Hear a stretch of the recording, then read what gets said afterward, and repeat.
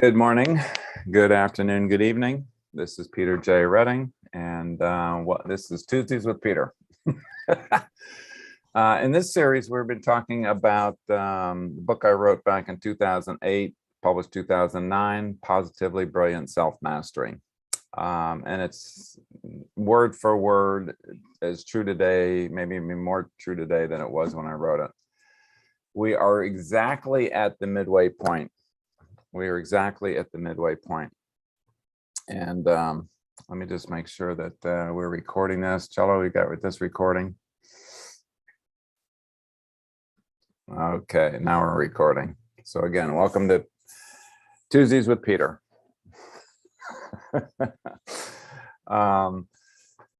We are in this series talking about Positively Brilliant Self-Mastery. We're at the midway point. And this is session 11 out of the 21 principles that we're covering. And I'm delighted to be here at this point to talk about this week's principle. So let me get my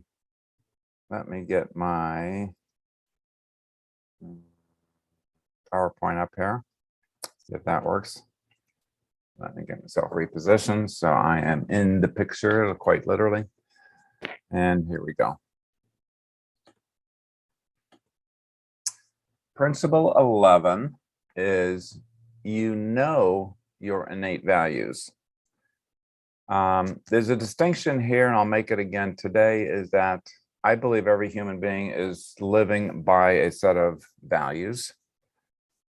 The ones that I'm talking about here in terms of innate values are different than your assumed values, your adopted values, your adapted values, the values that you have assimilated because of your culture, because of your religious traditions, because of your age, etc. So all of these adopted values or conditional values are from the external, from my parents, from my society, from my generation, all external. What I'm referring to here is, do you really know your innate, your inner values, the values that were put there by your creator, or however they got there, whatever your belief systems are around your creator, or a God, or a deity, or spirit? That's the exploration that we're on today. To what degree are those operating? Okay. Our story contribution will be from Bonnie Leonard, an awesome coach, an amazing educator, and just a beautiful human being. And so God bless you, Bonnie. All my best wishes for your health and happiness go out to you.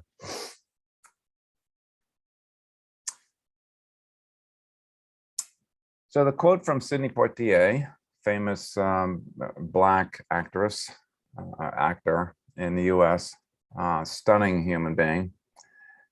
He said, "I wanted to explore the values that are at work underpinning my life."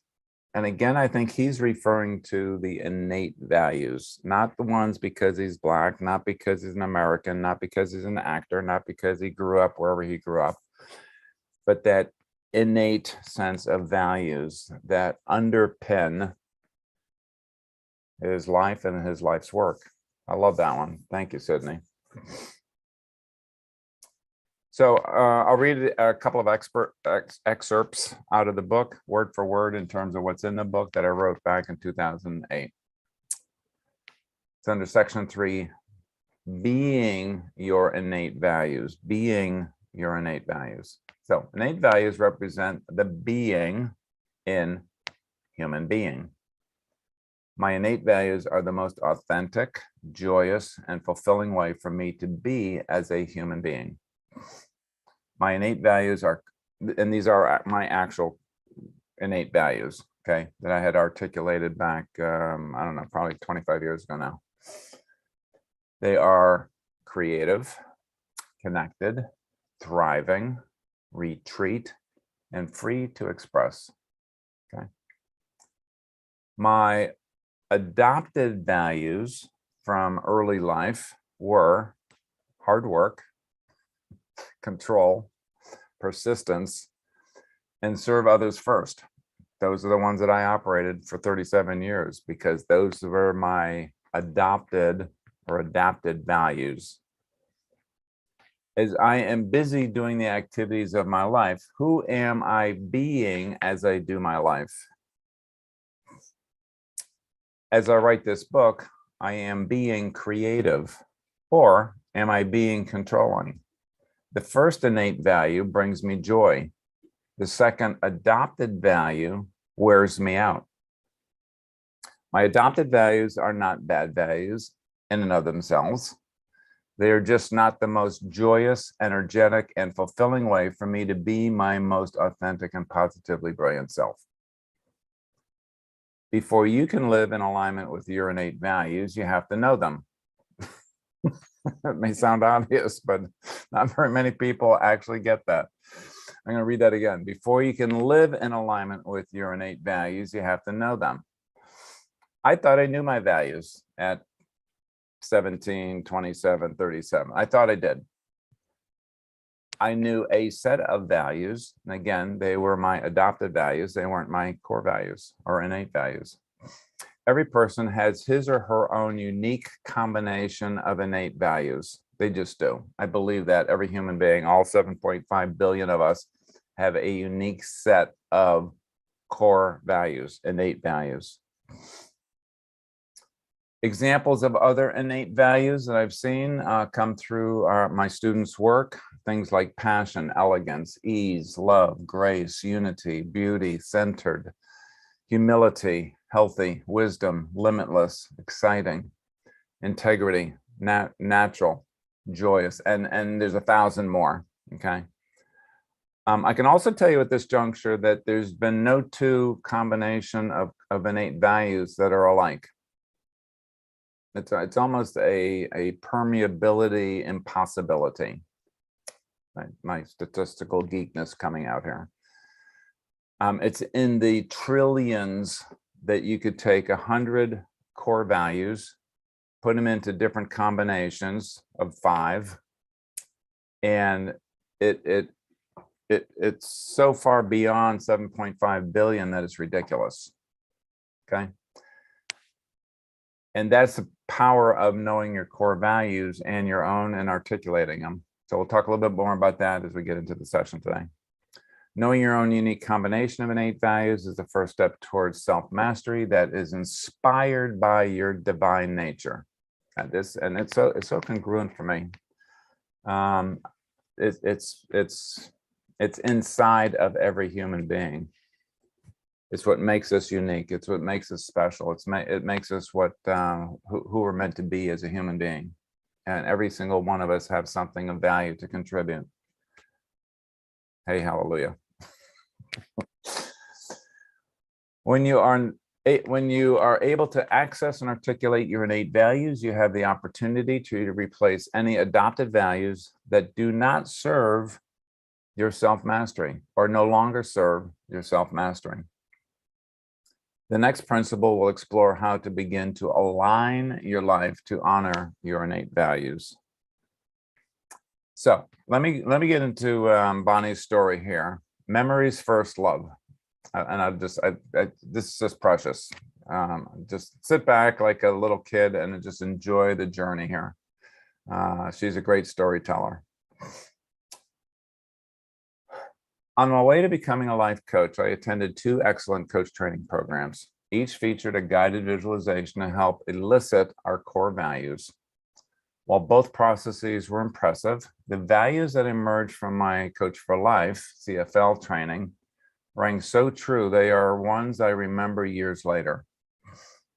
My partner for the Coach for Life experience exercise was especially helpful because she echoed my own words back to me rather than changing them even slightly into her own. So with her assistance, I discovered that my number 1 innate value is beauty of the earth. before this experience, if someone had asked me whether this particular value was essential for me, I would have actually replied, yes. I love to garden. My house is filled with potted ferns, sparkling crystals, smooth rocks, and sea-worn shells, because I majored in geology as an undergraduate. But no one talks about values with words like beauty of the earth, or the other core value I discovered, open connection. It's all easy, full moon rising, and learning. Once I became aware of these fundamental values, I began to look back over my life to see how consistently the practice of honoring them had left me with a profound sense of fulfillment. I even discovered that my earliest memory contained my top core value. At about 8 months of age, I was lying outside under a tree in my kitty coop, which she says is a small screen outdoor crib. The snippet of recall I have from that summer's day is the intoxicating scent of what I would later come to know as the smell of fresh cut grass. This primal sensation of experiencing the beauty of the earth etched a groove in my psyche that remains to this day. Currently, I live in a small rented cottage on a cove where I find myself adding a new garden every year. Does it make financial sense for me to invest time and money increasing the worth of someone else's property? Not really. Will this logic stop me?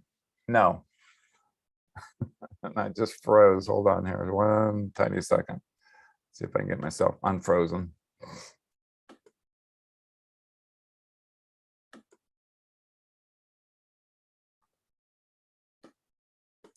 Well, sorry for the interruption here. Technical snafu.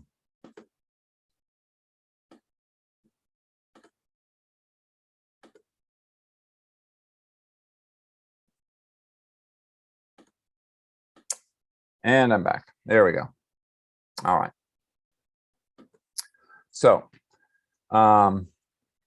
okay, so investing in somebody else's property, not really. Will the logic stop me? No. It's a matter of honoring. It's a matter of honoring an innate value, and that always brings satisfaction and joy.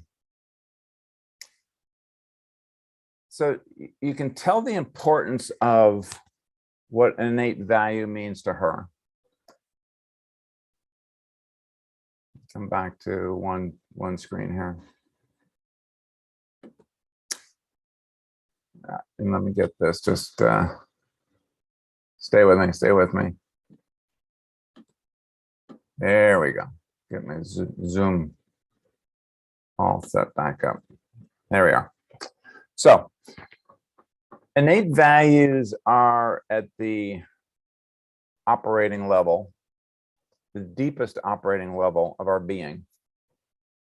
Now, I was very comfortable with being a human doing. I was a very successful human doing.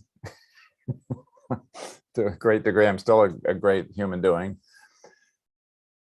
But the human doing doesn't bring the innate sense of joy, pleasure, knowing that I am being true to myself. When I'm a human doing this, and I am 99% human doing, and maybe the 1% of being kind of creeps in, there's a sense of who am I as I'm doing this? Am I doing this out of a love for myself and who I am and what I'm here to contribute? Yeah, a little bit. But by balancing the doing and the being, and starting off with the being part, my core values, as Bonnie shares, going back in remembrance of once those are articulated and seeing, okay, so what are the most joyous parts of my life that I've experienced when I just was tickled. I was happy. I was just skipping instead of walking. I was feeling, lighter than air, floating, if you will. And then I take a look at it through the lens of, were these core values free to express? Do what I'm doing right now. I'm free to express. Okay. It doesn't matter whether you agree or disagree or like or dislike. It's just, that's okay. Tickles me. And in those past events, when I have felt really, really good about myself, they're all present. When I felt exhausted, when I felt spent, when I felt taken advantage of, when I felt reduced, minimalized in whatever form or fashion that happened to be in, those were not present. It's a major, it's a shift of life. It's literally a shift of life.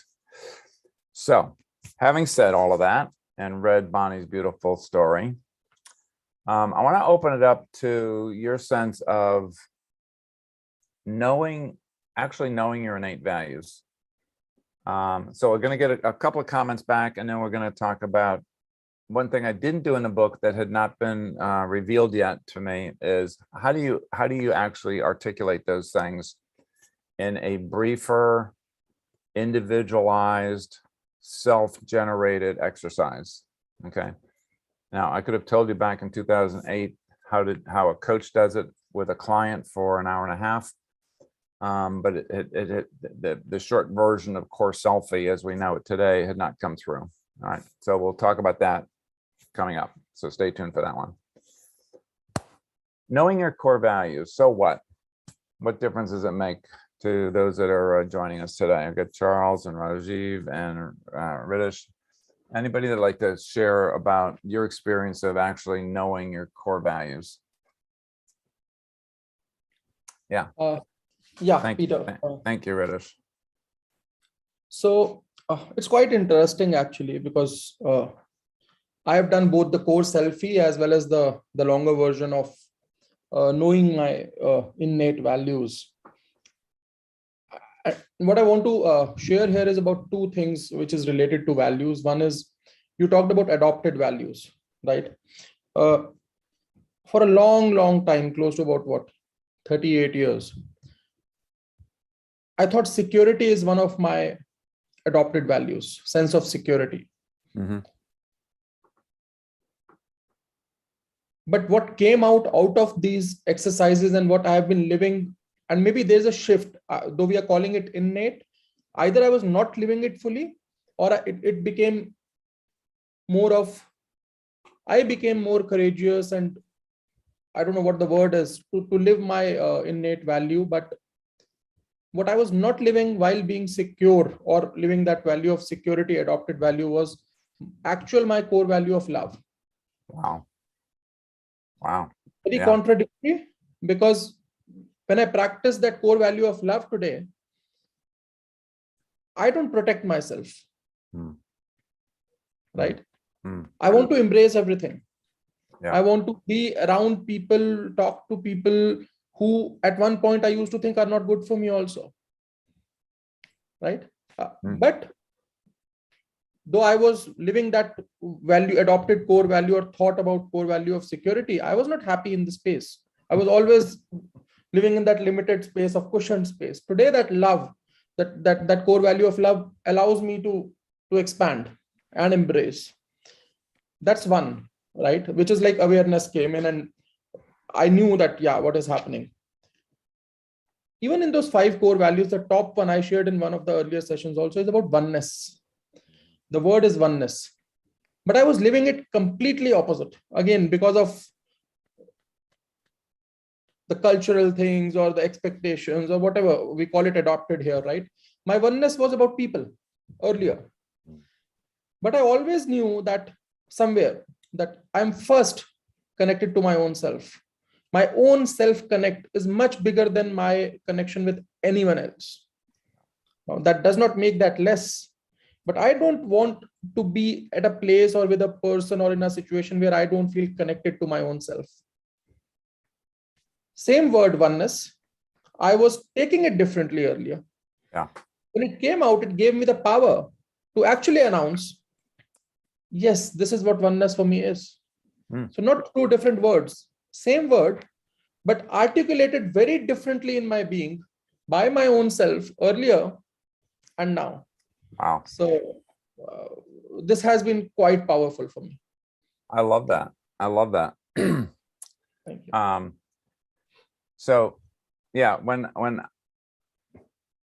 I hear you talking about claiming your core values and redefining your same word, oneness, a different way, there is expansiveness, there is joy, there is inclusion, there is love, there is a connectedness. There's all of these things that come along with my true being, as opposed to my, I got a lot of those same messages. I mean, we're from two different cultures and two different times and generations, and yet I can relate to everything you just said and say, ditto. You have to protect yourself, Peter.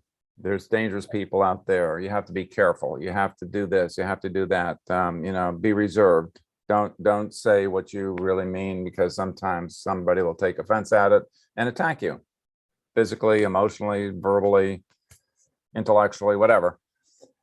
So it was always like, okay, so I'm living in this prison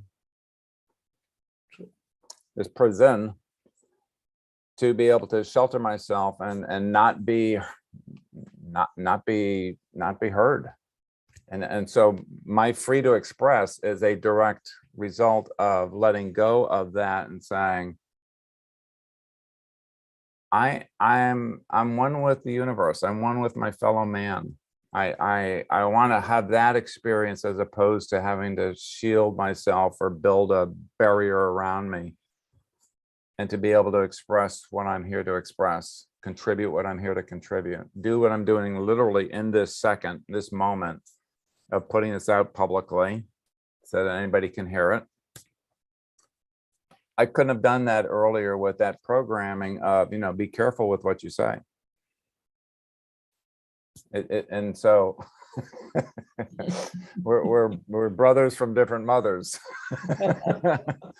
or from different cultures or different times, different generations, and yet there's a commonality of this, and it's still there. It's still around. I still hear it in the news. You know, get inside and lock the doors kind of philosophy, because there's danger out there. And I don't want you to be subjected to that. And it's a containment of my core values. And I would propose most core values, by the way, but they're going to be articulated a little bit differently, as yours are to mine. Oneness is not part of mine, but I get it. I could easily adopt that one. But again, it would be adopted for me as opposed to core for you. Yeah, there's a expansion of life, an expansion of quality of life when we talk about values. There's an expansion of quantity of life when we talk about natural gifts and talents and doing stuff, the doingness of life. But in being, it's a quality of life. And that's why I hear you celebrating and living and expressing and modeling. Well done. Thank you. Well done. All right. Anything else you want to add to that before we ask anybody else to come in and share about their core values or what the difference is in knowing them, living them? Yeah. So as I said, through these exercises, we come out with words, right? But to articulate that rightly, yeah, is very important. Like I talked about security, right? I was trying to secure myself. But if I look at it holistically, I was actually, while trying to do that, living in insecurity. That just cannot come in unless and until I acknowledge insecurity. right? Wow. And today, when I break those boundaries, it may seem like I'm putting myself out there, right? But I feel so secure of my own self that whatever come may, I'll be able to take it the right way. And if I am full, what else, even if it is wrong, right, or not right, it cannot enter me. Then I'm already full. I'm complete. So yeah, how to articulate that, it is very, very important on those values. That's what I've learned. Yeah. Thank you, but I feel complete, and I am being complete. And it's again, the paradox that you bring out is quite stunning. It's the idea of, okay, so I have to be secure, but I'm being insecure about trying to be secure.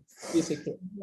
I want to be loving, but I can't love because I'm not safe to love. So I can't be loving. it's like, and as soon as I drop the fear and I drop what I'm supposed to be and I'm supposed to be concerned about, this is not, this is not the invitation. Like, okay, so I'm free, so I'm going to run through traffic in downtown Delhi. No, right. That's not, that's stupid. Right. But it's a paradox of how am I being truly, if I think about it. Am I unloving in search of love? Am I free to express? And I got to be careful about what I say. That's the way I'm being as I'm trying to search for what I can say. And be free. It's like you remember the old Chinese finger puzzle? You'd put your fingers on both ends and you'd pull it, and then it would tighten up around your fingers. You ever have one of those things? You know what I'm talking about? Yeah, the strings one, right? Yeah. It's like a woven thread, and as you pull more tightly or more force, it more tightly wraps. Yeah, that's kind of like the metaphor here that I'm hearing is that, am I truly being able to be me? And is my approach or my daily activities or the integration of that particular core value present, or is it still operating from an old paradigm? I mean, that's the brilliance that you bring to this conversation. So thank you, Ritesh. Thank you. Yeah, fabulous. All right. Rajiv, Charles, anything that you'd like to add, share your experience of living your own core values and noticing, which of the adopted values you may have let go of, reduced? Rajiv, let me bring you into the picture here, literally.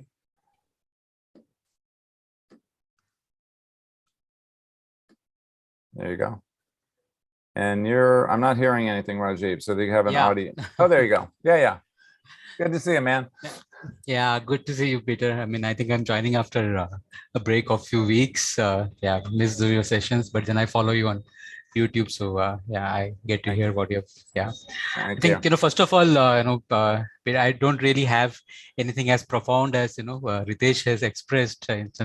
I just want to compliment him and acknowledge, what he has shared. And, it's a different energy when he's tried to express all of that.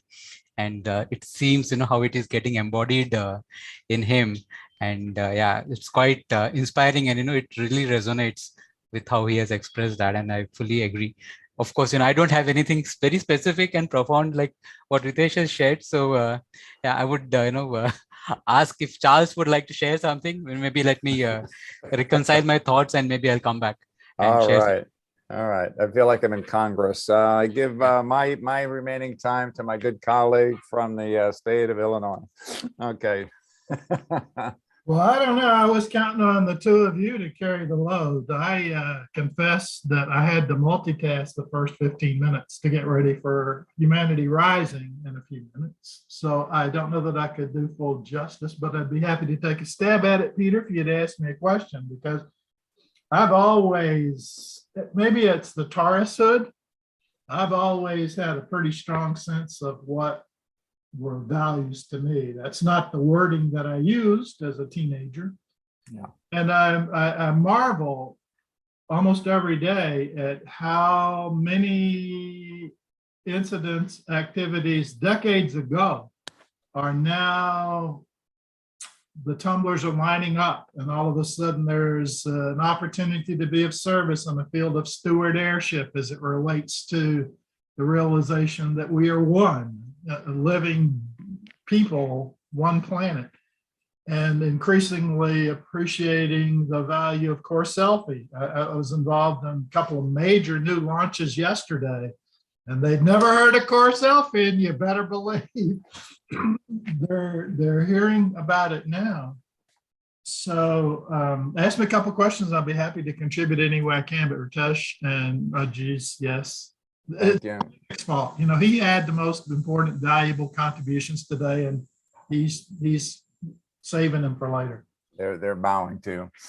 Well, the one comment you already just made is that as you reflect back on life and life events, the things that were important as it relates to a value or a value that you were demonstrating back when you were in your 20s or 30s or 40s and so on, is that they resonate, they line up, they are always there under the surface from birth, I believe. The question that I always come back to is, are the external values of family unit, culture, race, generation, et cetera, are the external values overweighing or overpowering the internal values that are wanting to be expressed, are wanting to be included, that want to be integrated into everything? My family unit, my life, my health, my way I go about living, in terms of how I be as I go about my doing. Or are my external values that have been they're imposed, but not from a negative standpoint. My parents wanted to protect me. My parents wanted a better life for me than they experienced in their years of growing up. And so things that they were worried about are part of the DNA of the fabric or the soup that I got to swim in for the first 20 years of my life. And those then permeate my being.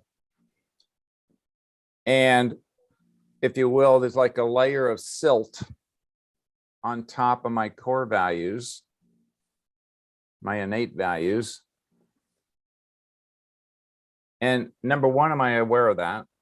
I would propose that most of the world is not. And secondarily, is that when the silt kind of, when there's a wind or a shift in the water's movement, the silt gets thinned out, and now it reveals the underlayment of the innate values underneath that have always been there. They were there from birth. They were there at 10 years old. They were there at 25 and so on. And so I guess the question becomes, the distinction for you in terms of those looking back at those events, if you look at those events and say, oh, look at that, I was doing my life's work back when I was 22 years old. I had a consciousness at 30 that served me and served the planet and served my way of contributing to community development, disaster relief, whatever it might have been in that part. And I felt really good about who I was being, standing up for the guy that couldn't stand up, quite literally, right? Trying to get a house or a roof over somebody's head that couldn't do it for themselves. And I was the advocate. And I was being true to my values of support, helping, protecting, sheltering. I don't know what your core values are, Charles, off the top of my head, but there's a sense of when I was just excited about who I was back then, my guess is that you were operating from your core values, not necessarily adoptive values. Not really a question in that, but Well, I appreciate the opportunity to process this. Lately, Eleanor Roosevelt quote's been really strong in my heart. It says, "The future belongs to those who believe in the beauty of their dreams." And what has been revealed, especially over the last few weeks, is how many times I was led into situations, generally of service, like convening a panel at the World Future Society in 1984 on intentional communities. The community of the future, is about service, purpose, acknowledging that it's not about how can I get for me, but how can I gift what's been entrusted to me as a talent, right? Yep. So just in the last 2 days, I connected with someone from Finhorn who acknowledged my role in founding what is now the Foundation for Intentional Community. And again, yesterday, a new 90-day launch on Islands of Coherence. One of the key facilitators is in Kauai, and the founders of the Hummingbird Intentional Community in New Mexico had to leave because of the fires, and they're with him in Kauai. So it's like, I've always known it was about purpose. The CoreSELFtech was flowing waters, and the answers were about resources for living, and for serving. So those are the tumblers, and that's why I appreciate Tuesdays with Peter, because it's a reminder. And I've always known it. I was second youngest of 5 siblings, father, career, military. Older siblings had traveled all over the world. We lived in Japan for 3 years from ages 1 to 4. Didn't have TV. We read books. We played mind games. My older siblings were National Honor Society students. I was a high school dropout. I knew more than the teachers and had to let them know. So I'd go back every six weeks just to ace the 6 weeks test. It's like I knew that there was something in me that was not being taught in those textbooks. But I had a core value. I didn't know the language at that time, but that's kind of why I've been on pause since you started talking about this session, because I'm just processing gratitude and, okay, where have I missed an opportunity and how can I be more useful today? Wow. Yeah, you had a different kind of upbringing than most of us, I would say. Hallelujah. And it was much more conscious, intentional, off the grid, in some cases, literally. And so I think the world needs more of that consciousness. Well, here's an example. Born and raised in Greenville, Mississippi, Port City of the Delta, an island of consciousness in the state of Mississippi still today. Wow. There are published authors per capita in that county than anywhere else in the United States of America. My first job was an unsolicited grant from the American Friends Service Committee to support desegregation of the public schools. Why? Because I was the only one stupid enough or courageous enough or had the value enough to risk being firebombed.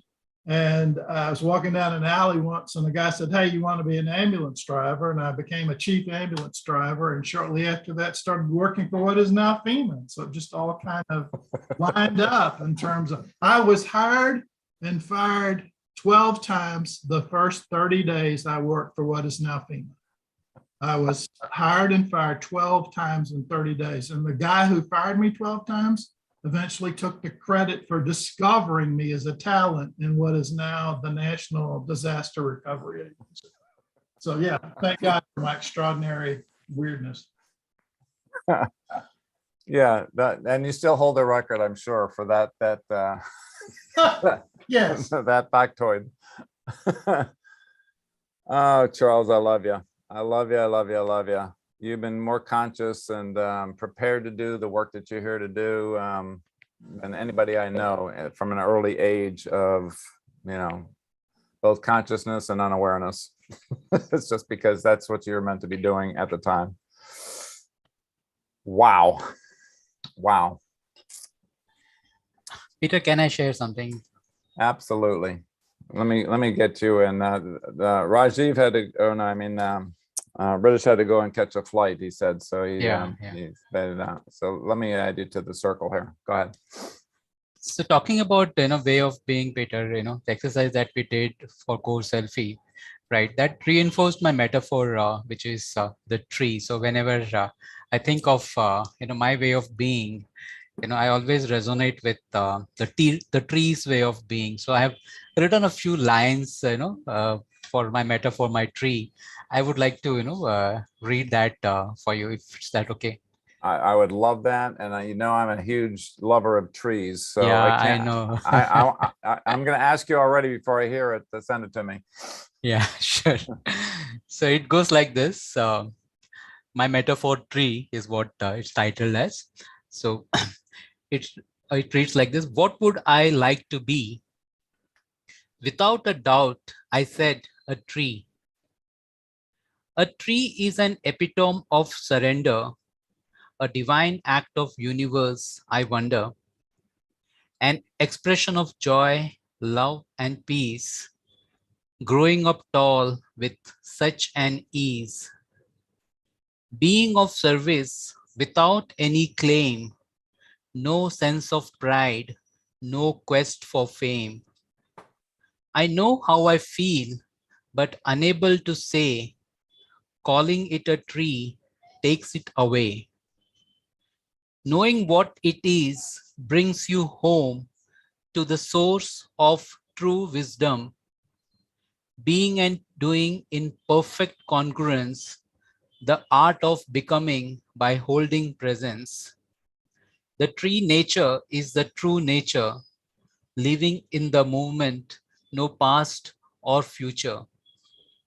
In this sacred space that I call a tree, inspires my awakening from me to be. Thank you. Wow, it's so stunning, and I definitely want that. I'm going to frame it. I am going to frame it. I'll give you kind of a personal little thing that's going on right now. Is I have an opportunity in front of me, literally presented to me on Sunday. It was like literally 2 days ago, of becoming a conservator for 50 acres of property that have old growth granddaddy oak trees on it. And it's a preserve that can't be touched. Now, I have a couple of acres out of 50 acres that would be a place to put a home, a place of residence. But the other 48 acres are under a conservatory, and I would own that conservatory privately, but be under the trustees' requirements of it stays natural. Wow. Yeah. Congratulations. Yeah. Yeah. So I have a special affinity and stewardship of trees, especially great big granddaddy oaks that are here in Central Florida. Thank you for that. The congruity of that, the genius of that. Yeah, to go from me to be. Wow. Standing ovation, Rajiv. Standing Yeah. ovation. Yeah, I look forward to reviewing the Zoom video when you shared that you were searching, that you were seeking for that divine property. Yeah, yeah. Plenty of room for your shop. There'd be room for a shop, yeah. And what about the visitor center for those of us who need to come help be good steward heirs?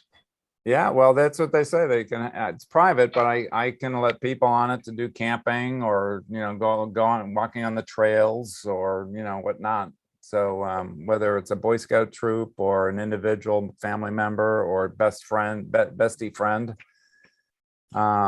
they got, I don't know, the guy that got fired 12 times in a 30-day. I don't know if he's real stable or not. Oh my. Well, I challenge you to get some of your friends, the beautiful granddaddy oak trees, to put behind you as your Zoom background. So That's the intention. Yeah, I want it to be alive. You can see the birds flying through, the wild turkeys that I saw on Sunday trotting around the property like they owned it, because you know they've been there longer than me. yeah, I want you to be like Kay. You know, she had this beautiful backdrop. I know, that's my inspiration. Boom, So, it's her backyard. Yeah. Kay, you've inspired me. Yeah. Good. Well, let's talk about CoreSELFie, because this particular episode is about knowing my core values. Okay, so number one is to know that maybe a lot of your values that you're operating from are old values. And again, like I said in my narrative, they're not necessarily bad in and of themselves, but are they your core values that operate your most basic beingness and way of being? My answer to that would have been categorically no. I was still operating from my old conditioned values up until, you know, mid to late 30s.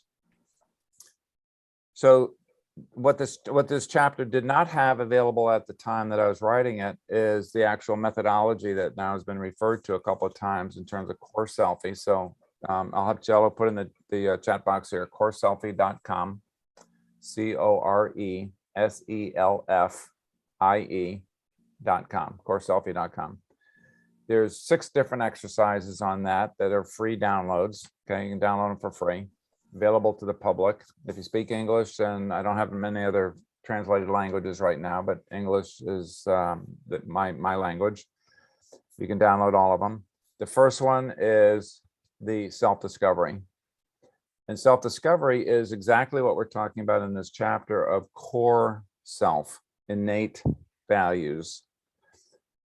And that exercise will reveal that, as well as a couple of other things that I won't talk about today in today's episode. But you can do that in a matter of 10 minutes, quite literally. It's self-administered. Another exercise right after that, I think it's exercise number 2, is the self-validation. You know, is this really true? You know, you can do that on your own, go through that exercise. But the importance of this will be, as has been talked about now by each of our guests, of this establishes who I am meant to be, not do, but be, as a human being, as a fellow brother or sister on this planet right now.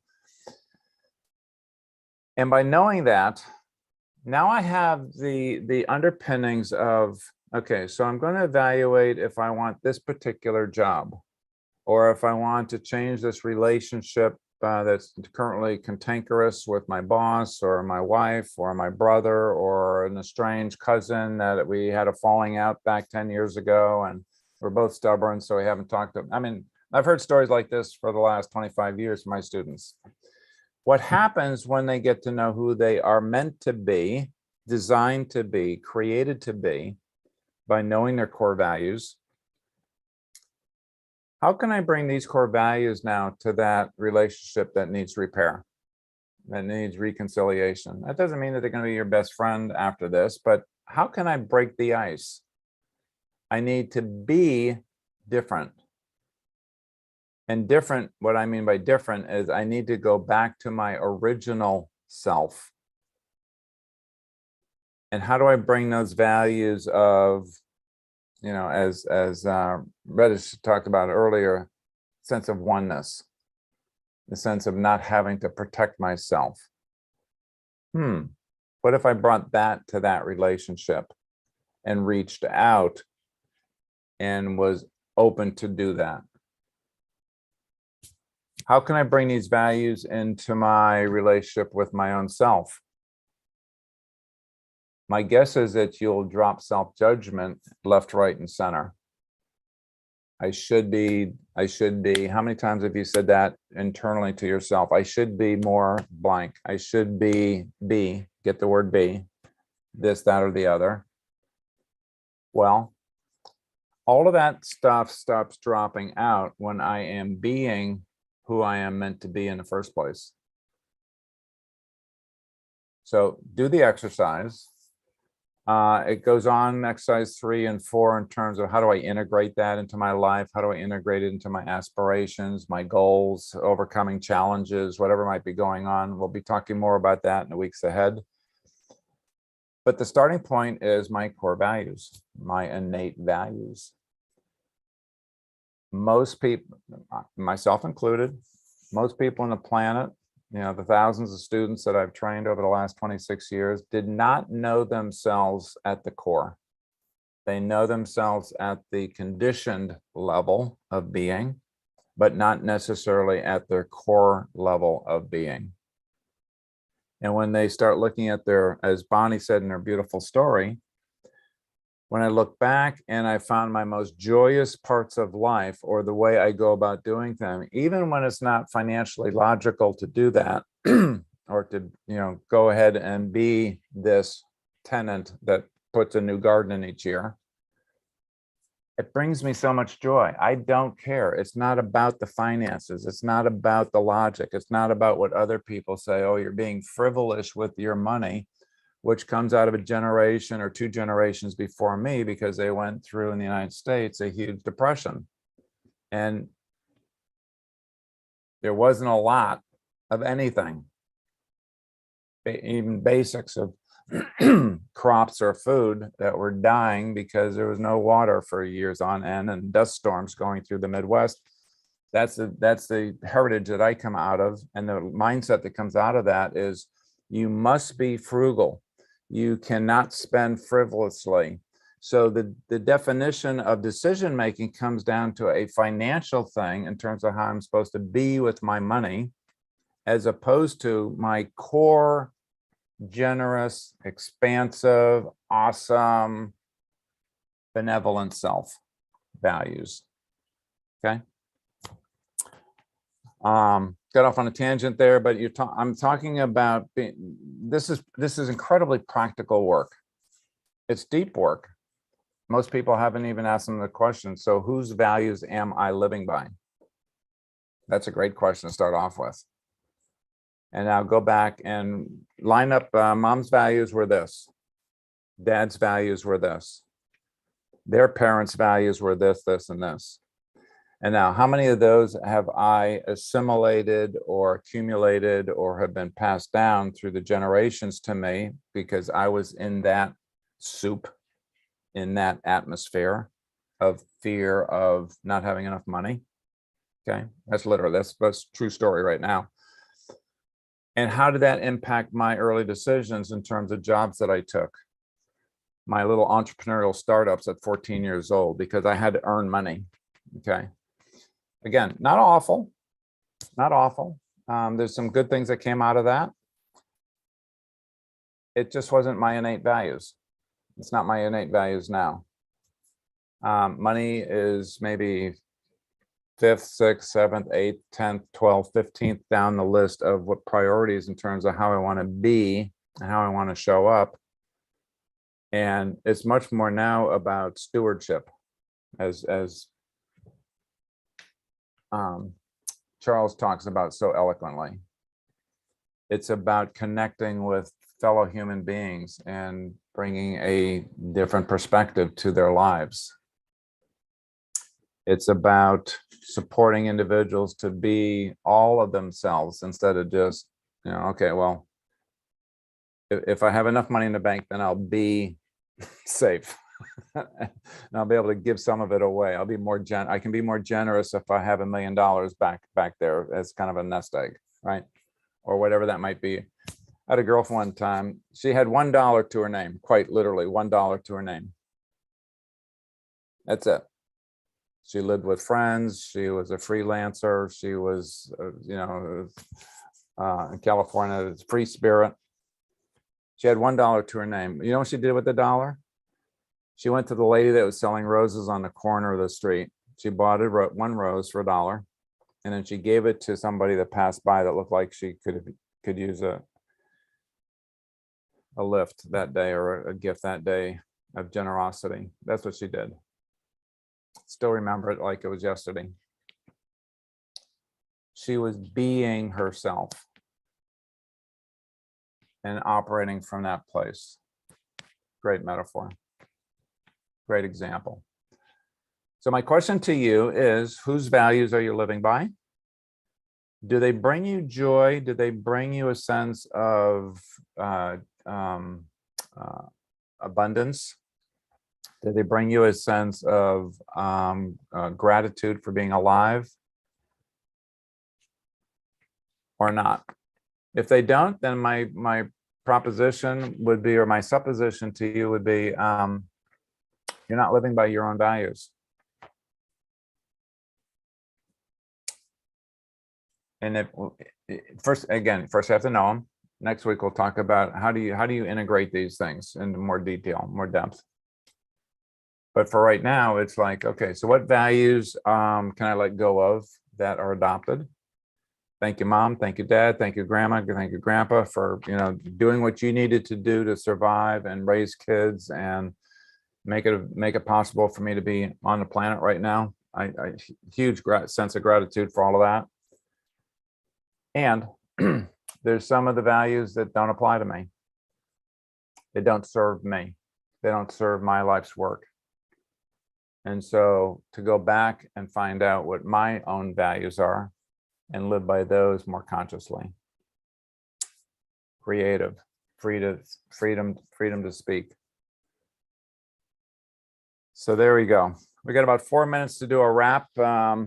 Rajiv, I'll give you, and I want to ask you again, you have my email, Rajiv, I know you do. So send that, please send it to me. Sure, Peter, I will. And I'd love to publish that with your name attached to it, because that was stunning. Any final words for you in terms of knowing your core values? Yeah. I think, when I wrote this lines, which I read today, it was like embodiment of my values. And, I always, want to, that's my way of, being, which it's so, the world will pull you, to always compromise on them. But then, you holding that space and being connected to those values is the only place where you can, sense that fulfillment always. So, yeah. And writing, was writing this few lines was such an experience, such an experience. Like, wow.